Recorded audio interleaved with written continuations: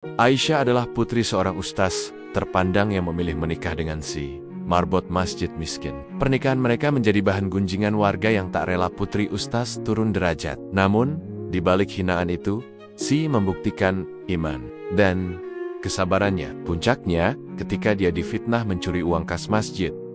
Dengan sabar, si membersihkan namanya. Setahun setelah pernikahan, semua orang menyadari, kemuliaan seseorang tak diukur harta, tetapi keikhlasan hati. Hujan rintik sore itu membasahi halaman Masjid Al-Huda, masjid tua di kampung tempat Aisyah lahir dan tumbuh. Di beranda masjid, beberapa orang duduk berdesakan, berbicara pelan namun nadanya jelas sekali menusuk telinga siapapun yang mendengar. "Masak iya? Anak Ustaz Karim nikah sama marbot?" bisik seorang ibu yang kerudungnya setengah terlepas karena terburu-buru datang. "Iya, Bu. Katanya nikahnya mendadak, gak pakai pesta segala. Ya Allah, padahal bisa dapat ustadz muda yang kaya. Malah milih Zi, tukang sapu masjid." Yang lain menutup mulutnya sambil menahan tawa kecil di dalam masjid. Aisyah duduk bersimpuh di depan ayahnya. Ustaz Karim, tangannya gemetar. Keringat dingin merembes di telapak. Gaun putihnya sederhana sekali, hanya kain brokat yang dijahit sendiri oleh ibunya sebulan lalu. Wajahnya pucat, matanya sembab, tapi senyumnya tetap terjaga. Meski berusaha menutupi suara hatinya yang gamang. Sai duduk tak jauh dari situ. Sarungnya rapi, kemeja putih polosnya terlihat pas di badan. Kopiah hitam yang dipakainya tampak sudah pudar warnanya. Tapi dia memakainya dengan penuh kebanggaan. Wajahnya berseri-seri, meski perlu menetes dari pelipis. Sesekali dia menatap Aisyah, lalu buru-buru menunduk lagi, takut orang-orang salah. Sangka saat ijab kabul dilafazkan, suara hujan makin deras. Suara gemuruh di atap seng masjid seperti menutupi gumaman orang-orang di luar. Aisyah memejamkan mata. Hatinya bergetar saat mendengar suara Si mengucap janji di hadapan ayahnya. "Saya terima nikahnya Aisyah binti Karim dengan mas kawin seperangkat alat salat tunai," suara Si tegas. Tapi di ujungnya terdengar bergetar. Semua saksi mengangguk. Suara sah bergema. Di luar, bisik-bisik semakin riuh. Selepas akad, tak ada pesta besar. Hanya tumpeng sederhana di serambi masjid. Beberapa ibu sibuk membungkus nasi untuk dibawa pulang sabajian piro-pura, memuji sambil menatap Aisyah dengan mata penuh tanda tanya. Aisyah tersenyum, meski perutnya perih menahan getir. Malam itu, Sai menggandeng tangan Aisyah keluar masjid. Hujan sudah reda, tapi jalanan becek. Langkah mereka pelan, menembus gelap kampung. Rumah baru mereka tak jauh, hanya rumah kayu kecil peninggalan orang tua Zi. Catnya sudah terkelupas di sana-sini. Pagar kayunya reot, tapi di terasnya lampu. Gantung kuning temara memancarkan kehangatan. Begitu pintu dibuka, aroma kayu basah dan karpet lusuh langsung menyambut. Aisyah menatap sekeliling. Ada satu lemari tua, satu ranjang kayu dengan kasur tipis, dan rak buku kecil berisi beberapa kitab usang. "Maaf, rumahnya cuma begini." Ya, Si menatap istrinya penuh rasa bersalah. Aisyah menoleh, tersenyum tipis. "Aku gak butuh istana kok, Zai. Aku cuma butuh kamu sabar sama aku." Zai tertawa pelan, menahan air mata. Mereka saling bertatapan. Tidak ada lilin romantis, tidak ada ranjang empuk. Hanya suara jangkrik dan hembusan angin malam yang jadi saksi. Seminggu berlalu, sejak akad, kehidupan rumah tangga mereka berjalan pelan. Pagi-pagi, Si sudah berangkat ke masjid, menyapu halaman, mengepel lantai, menyiapkan air wudhu. Esok kadang ikut membawakan termos teh. Beberapa jemaah lewat pura-pura tak melihat. Beberapa lagi berbisik keras-keras. "Itu anak ustaz ya? Kasihan amat, pagi-pagi bawa termos, kayak pembantu." Aisyah pura-pura tuli. Si menatapnya dari jauh, melempar senyum yang berusaha menguatkan. Kadang Aisyah balas senyum, kadang dia hanya menunduk menahan malu. Saat pulang ke rumah, Aisyah memandangi jemuran mereka yang cuma berisi beberapa potong baju pudar. Kadang dia duduk di beranda, menatap jalan kampung yang sepi. Sesekali teman lamanya datang, tapi hanya untuk menanyakan hal sama. "Kok kamu tega banget, Syah? Kamu kan bisa nikah sama siapa aja." Kalimat itu terus terngiang di telinga Aisyah setiap malam. Si selalu pulang sore dengan baju basah keringat, bau tanah dan debu menempel di lengannya. Tapi dia selalu tersenyum. Suatu malam, Aisyah tak kuasa lagi menahan. Di atas sajadah yang usang, Dia menangis. Si baru saja pulang dari masjid. Mendengar isak pelan itu. Pelan-pelan dia duduk di samping Aisyah. "Kamu nyesel ya?" tanya Zi pelan. Matanya menatap sajadah. Aisyah tak menjawab. Dia hanya menggeleng lemah. Air matanya membasahi pipi. Si menggenggam tangannya. "Kalau kamu mau pergi, pergi aja. Aku gak akan marah. Aku cuma pengen kamu bahagia." Aisyah mendongak. Menatap Zi dengan mata sembab. "Jangan pernah ngomong gitu lagi, Zai. Aku gak nyesel. Aku cuma capek." Si menarik napas panjang. Dilusnya punggung tangan Aisyah. "Aku janji. Ya, aku bakal bikin kamu bangga. Aku gak punya apa-apa. Tapi aku punya doa." Aisyah tersenyum dalam tangis. Malam itu mereka saling menggenggam jemari di bawah temaram lampu minyak. Tak ada janji muluk, hanya sepasang hati yang berusaha saling menguatkan di antara cibiran dunia. Hari-hari berlalu. Cibiran belum juga reda, tapi Zai tetap sama. Bangun sebelum subuh, membersihkan masjid, menggayar anak-anak, ngaji gratis di Serambi. Saya mulai, Aikat membantu. Meski masih sering mendengar suara-suara sumbang di belakang punggungnya. Kasihan, hidup di rumah reyot gitu, punya mertua ustadz besar, kok malah inggemis-inggemis jadi marbot? Setiap kata itu bagai pisau, tapi disela pedihnya. Aisyah melihat Si tak pernah mengeluh. Setiap sujud Si, setiap tasbihnya, selalu terdengar lirih. "Ya Allah, cukupkanlah aku, agar aku bisa menjaga Aisyah." Kadang, Aisyah terbangun tengah malam. Dia melihat Si masih di atas sajadah. Mukanya basah air wudhu, bibirnya bergetar membaca doa. Ada rasa perih sekaligus hangat di hati Aisyah. Pelan-pelan, dia sadar bahwa di balik rumah reyot dan baju lusuh Si, ada hati yang begitu sabar dan lapang. Disinilah Aisyah mulai menata keyakinannya kembali. Meski jalannya masih panjang, dia memilih tetap di samping Si. Sebab dia tahu, di balik hinaan, akan ada sesuatu yang indah menunggu. Dan malam itu, di bawah lampu minyak yang berkedip lemah, Aisyah berbisik di dada Sai. "Aku gak akan kemana-mana.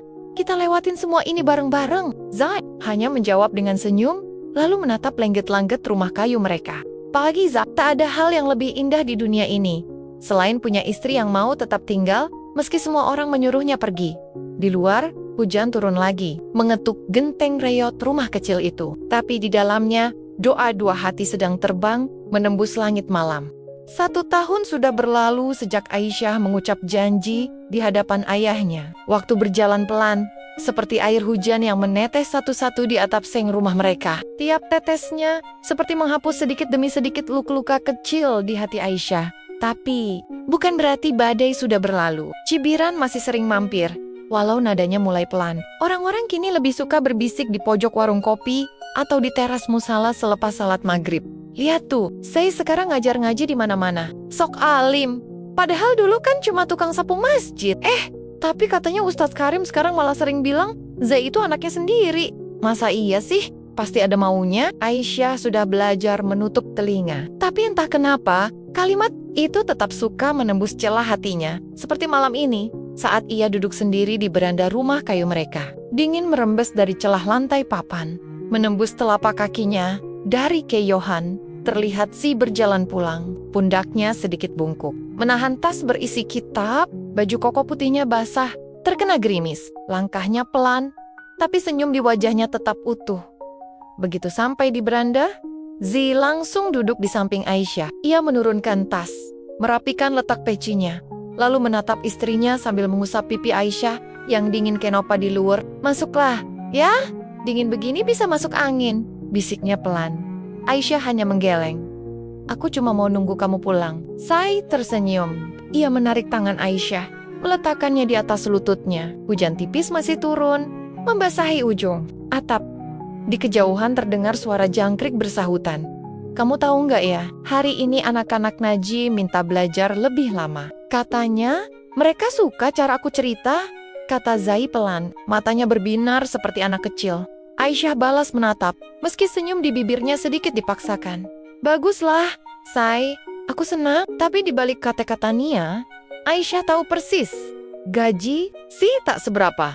Mereka masih makan seadanya. Kadang hanya nasi dengan telur dadar. Kadang Zi sengaja bilang sudah kenyang, padahal dia sengaja menyisakan porsi untuk Aisyah. Suatu sore, saat Aisyah pulang dari belanja sayur di warung depan gang, Ia mendengar dua ibu-ibu sedang bergosip. Mereka berdiri di tepi jalan, pura-pura memilih cabai di nampan pedagang itu saya ya. Aduh, cantik-cantik kok kayak gitu hidupnya. Kasihan, makanya jangan sok suci. Nikah sama Marbot, hasilnya ya begini. Gak punya apa-apa. Aisyah menunduk.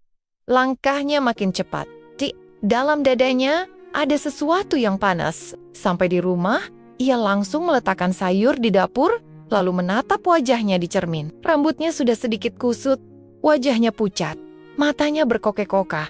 Dalam hati, dia ingin marah, bukan pada tapi pada dirinya sendiri. Kenapa dia masih saja peduli pada omongan orang? Bukankah sejak awal dia sudah siap? Malam itu, hujan turun deras. Duduk di ruang tamu kecil, menulisi papan tulis dengan kapur. Besok dia berencana mengajar anak-anak ngaji di musala sebelah. Aisyah berdiri di belakangnya, memperhatikan punggung yang basah keringat. Panggilnya lirih. Menoleh, tersenyum. Apa kamu gak capek? Kamu kerja dari pagi, ngajarin anak-anak, kadang gak dibayar. Hanya tertawa pelan. Aku gak nyari bayarannya.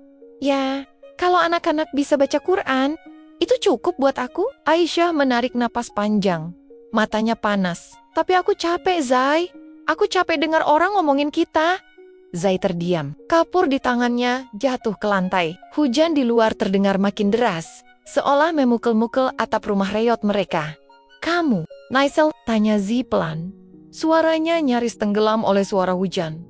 Aisyah menggeleng cepat.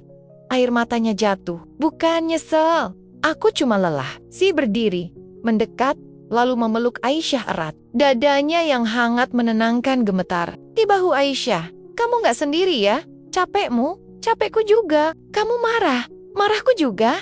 Kamu malu, aku yang minta maaf. Aisyah membenamkan wajah di dada Zai, menangis sejadi-jadinya. Untuk pertama kalinya sejak menikah, Aisyah merasa benar-benar rapuh. Semua topeng kuatnya runtuh di dada Zai dan di Cila. Puncak luka mereka malam itu, sekaligus awal dari sembuhnya hati, beberapa bulan setelah malam hujan itu. Pelan-pelan keadaan berubah. Tanpa mereka sadari, cerita sebagai marbot yang tulus mulai terdengar ke kampung sebelah.